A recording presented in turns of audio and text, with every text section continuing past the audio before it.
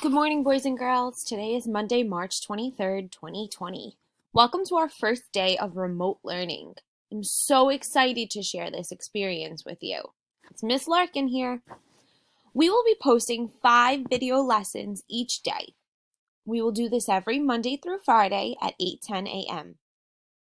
You will have until 2:30 p.m. to complete all the assignments for that day.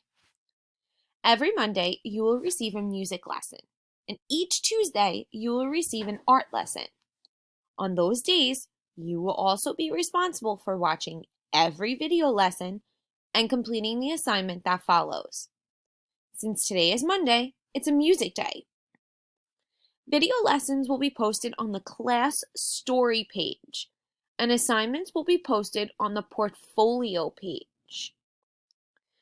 We will be available to answer questions, comment on your work, or respond to messages until 2:30 p.m.